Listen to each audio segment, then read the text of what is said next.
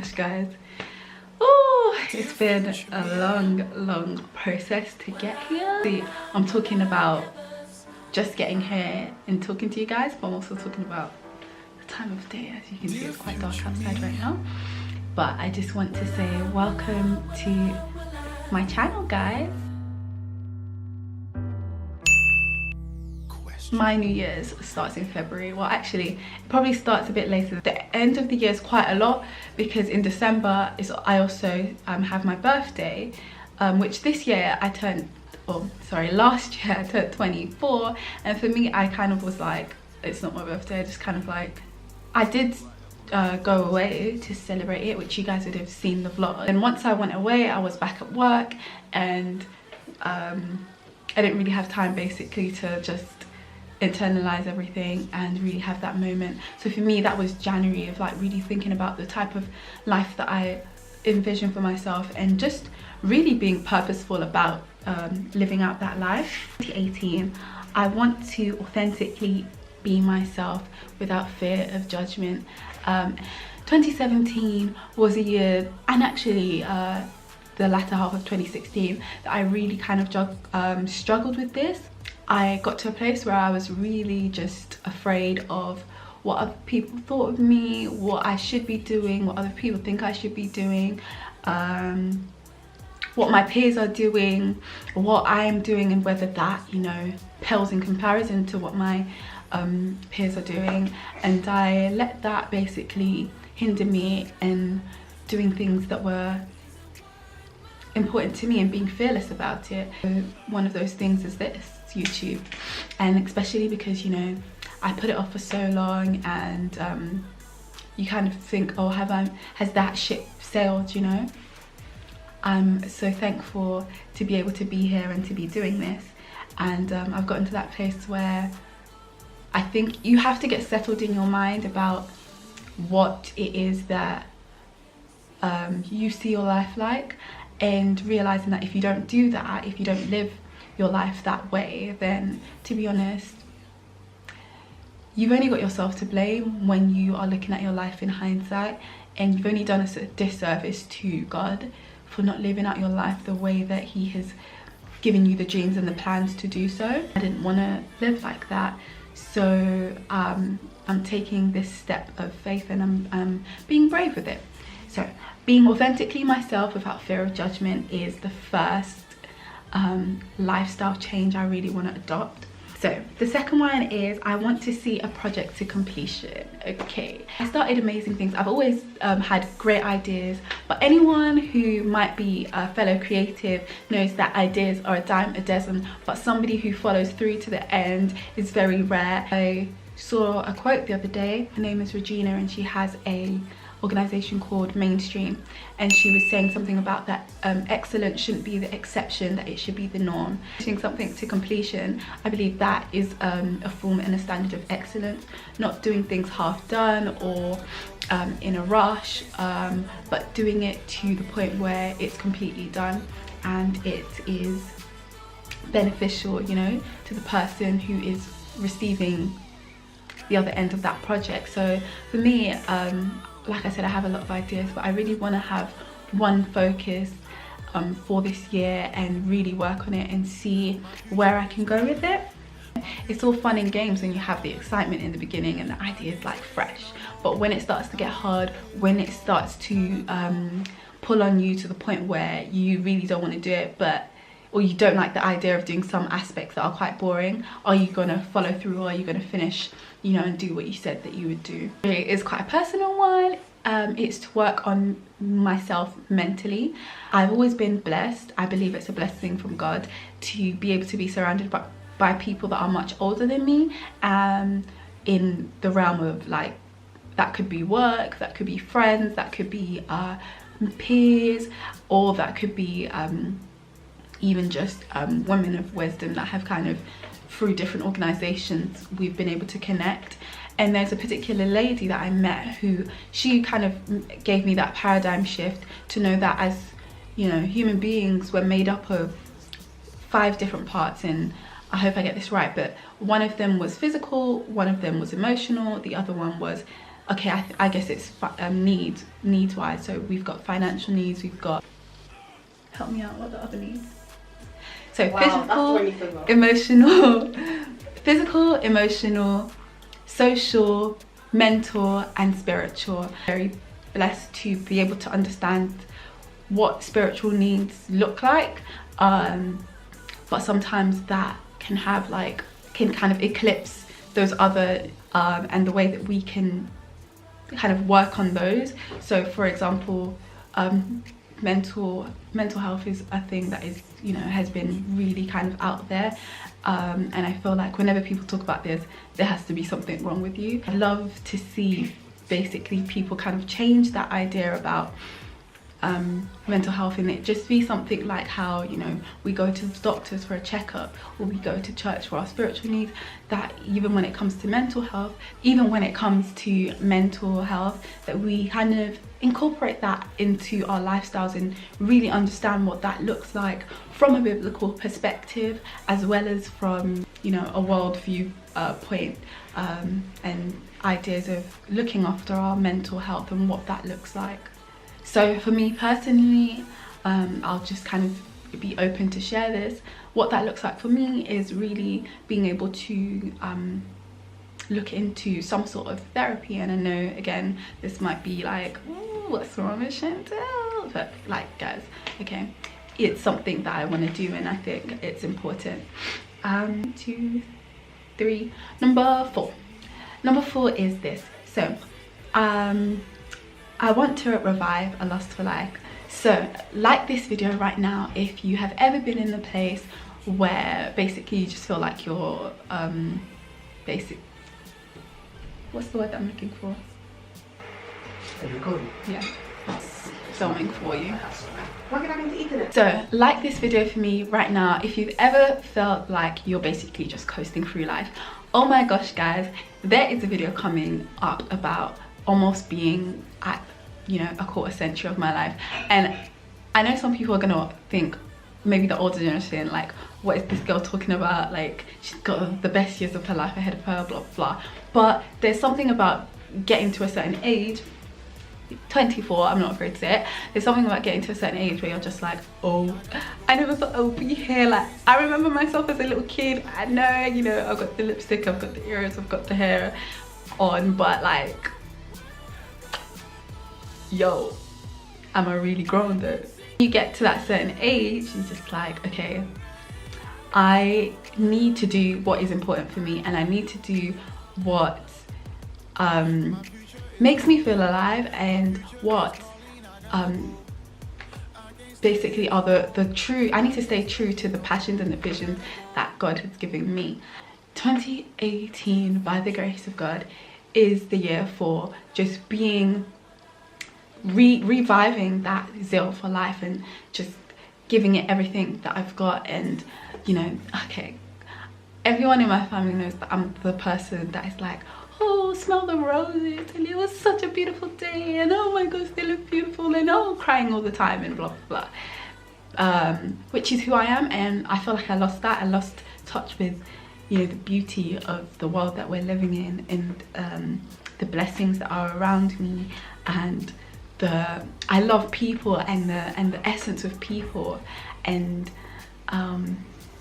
the genuine nature of humanity. And yeah, this is sounding like an English class right now, but I lost touch of that. And I feel like, I know personally that that happens when I am, you know, really at one with God, and at one with the vision that God has for me, or just, you know, just in a oneness, basically abiding in God. And so yeah, that's definitely something that I really want to kind of revive, the zeal for life, you know.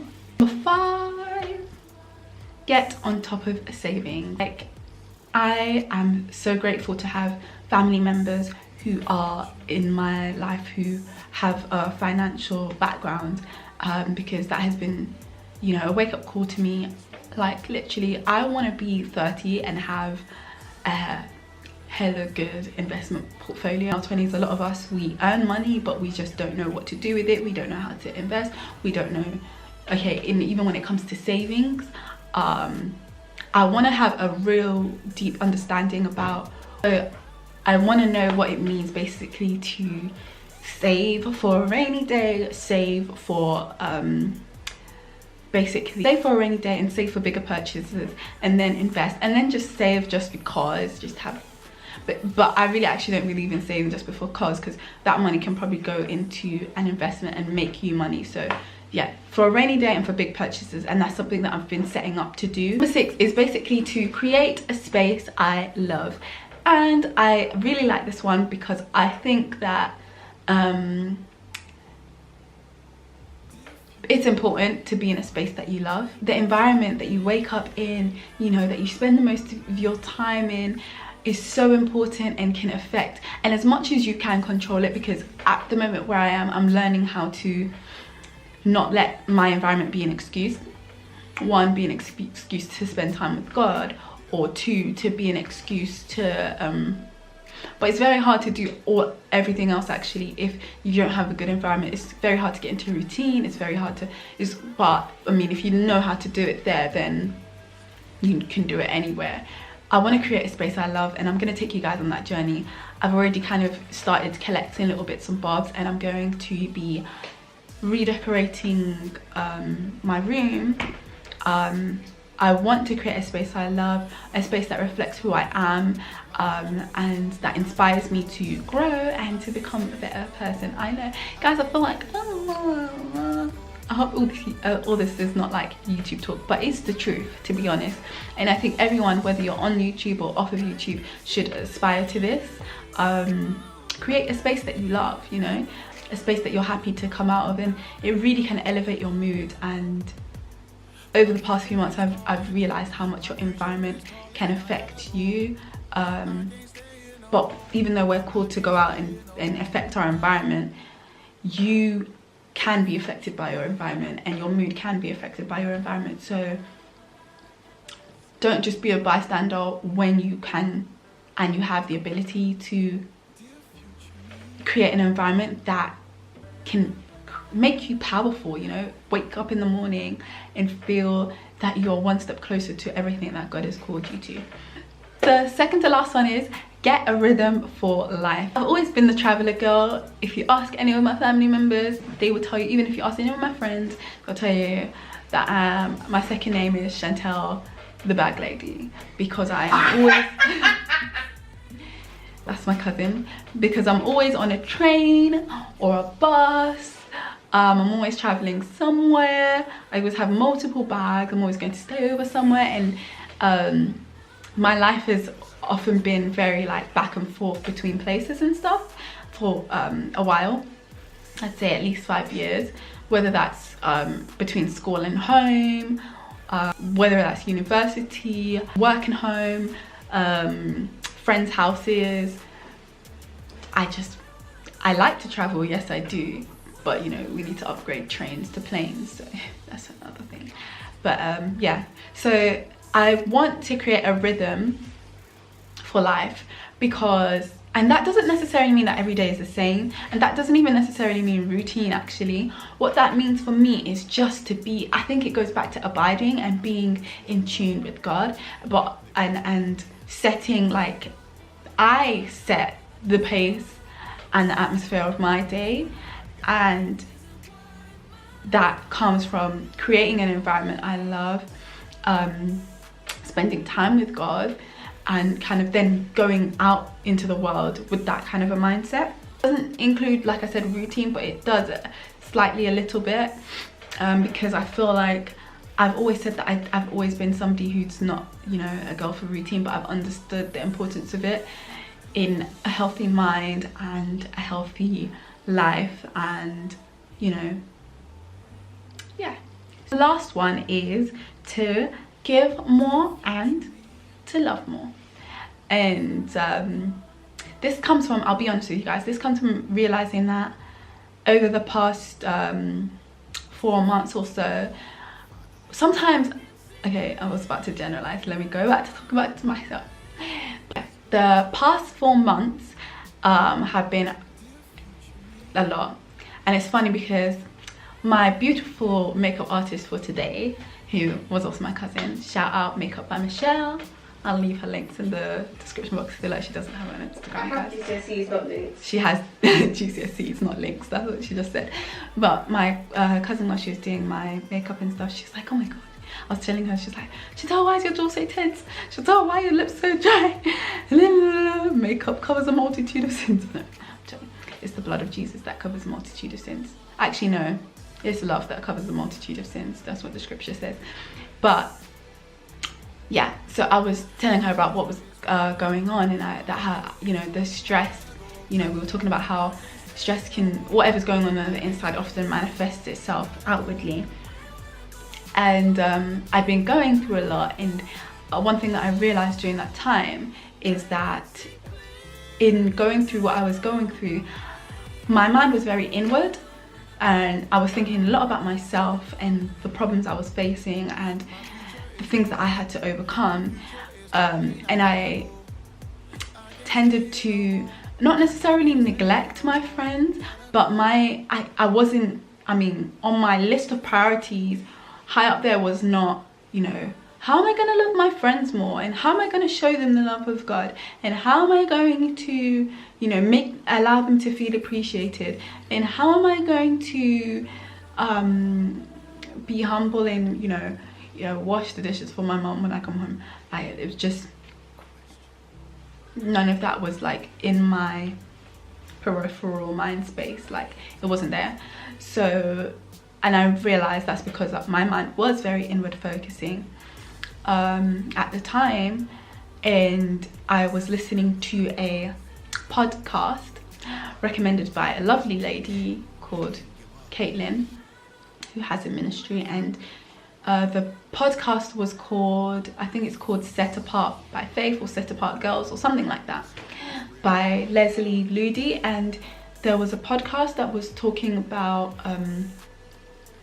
living outward, or joy from the outside, or basically, or something like that. And she was talking about basically just that, how as individuals, when we do go through things, we are very inward focusing, but have we ever thought about service as a way to basically lift the burdens of the things that we're going through and see through another person's perspective and another person's lens, seeing through another person's perspective and lens, and how that can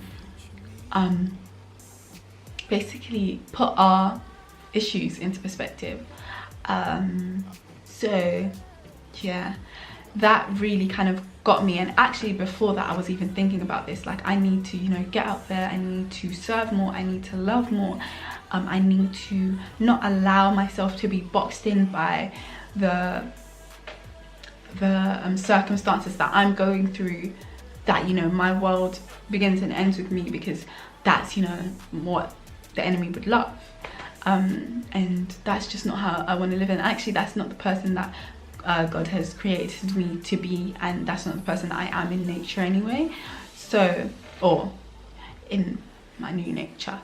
So yeah, so all that being said, to give and to love more is definitely something I'm really working towards, and that means finding a balance with spending time with my friends, spending time with my family, making sure that when I have the opportunity to give more, that I'm aware of that, and I'm responding to that, and I'm responding to the opportunity given, and my hands are open more. And I'm sure my cousin is looking at me now like, I just gave you an opportunity to buy me Black Panther tickets. It's gonna be a kind of chatty video, and I hope that it's helped somebody.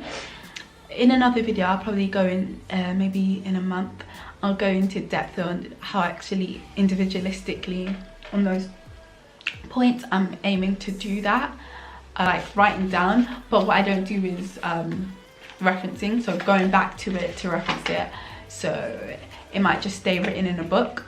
But whereas because I put it in a video, I can go back, I can look at the video, I can, obviously I'm going to be responding to your comments and everything like that. Thank you guys so much for watching. The typical YouTube drill is to what? Turn those notification bells on, so that you get notified whenever I post a new video. Subscribe, obviously, before you get notified, before you click on the notification bell, and also like, comment and subscribe. high five for the first YouTube video. See you later, guys. I can't stay here no more.